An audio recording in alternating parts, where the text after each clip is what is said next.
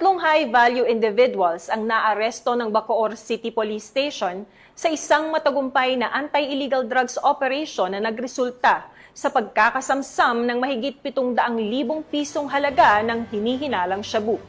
Patrolwoman Priscel May Urbano sa report. High-value individuals ang naaresto ng mga otoridad sa isang matagumpay na bypass operation na isinagawa ng Bacoor Component City Police Station sa lungsod ng Bacoor nito lamang madaling araw ng Martes, 14 ng Oktubre taong kasalukuyan. Kinilala ang mga suspect na sina alias Boss at alias Christian na kapwa residente ng Parañaque City at alias Emmanuel na taga Bacoor City. Isinagawa ang operasyon sa pakikipag-ugnayan ng Drug Enforcement Unit ng Bacoor Component City Police Station sa Philippine Drug Enforcement Agency.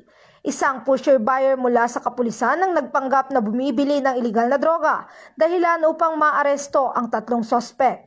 Nasamsam mula sa kanila ang isang knot-tied plastic bag at 6 na heat-sealed plastic sachet na naglalaman ng hinihinalang shabu na may kabuoang timbang na 105 gramo na may standard drug price na 714,000 pesos.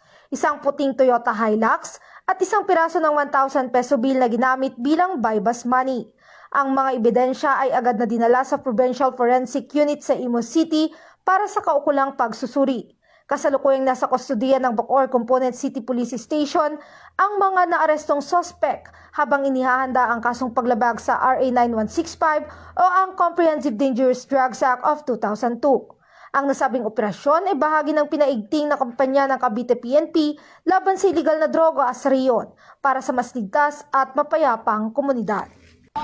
Mula dito sa PRO Calabarzon, ako ang inyong Police News Network Correspondent, Patrolwoman Priscel May Urbano, alagad ng batas, tagataguyod ng balitang pulis.